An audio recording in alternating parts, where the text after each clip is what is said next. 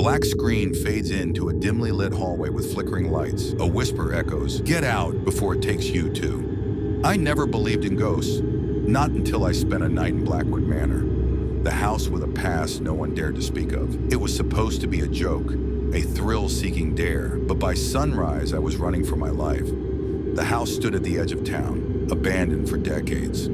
The locals whispered about disappearances, shadows that moved when no one was there. But I didn't buy it, not yet. As soon as I stepped inside, the air turned thick, stale, like something had been trapped inside for too long. The floorboards groaned beneath my weight, and the distant sound of a clock echoed, even though no clock was in sight. Then the whispering began. It started in the walls, a faint rustling like someone breathing too close to my ear. I chalked it up to old pipes, maybe rats. But when I turned a corner, I saw it. The mirror at the end of the hall. I froze. My reflection wasn't moving. My heart pounded as I lifted my hand, but my reflection just stood there, staring, its head tilted at an unnatural angle. Then it grinned. I didn't. I stumbled backward, knocking over an old vase. The crash shattered the silence, and suddenly all the doors in the house slammed shut. I bolted toward the front door, but it wouldn't budge. My breath came in short gasps as I heard it. A soft, deliberate tap, tap, tap coming from upstairs. I didn't want to look, but I did. A woman stood at the top of the staircase, her eyes hollow, her dress tattered.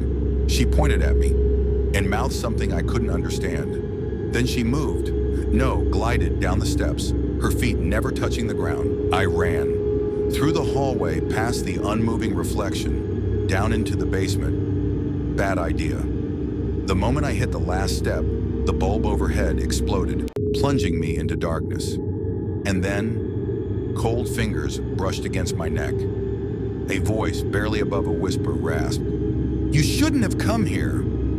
I don't remember how I got out. I woke up on the front lawn, the door wide open behind me. My friends found me the next morning, my face pale as death. No one believed what I saw, but when I checked my phone later, my blood ran cold. A video had been recorded. In the grainy footage, I was standing still in the middle of the dark house. My head slowly turned toward the camera, and I grinned, but I never took that video. Would you dare spend a night in a haunted house? Let me know in the comments. If you make it out, before the shadows find you, hit that like button, subscribe, and share this story with someone who dares to watch it alone.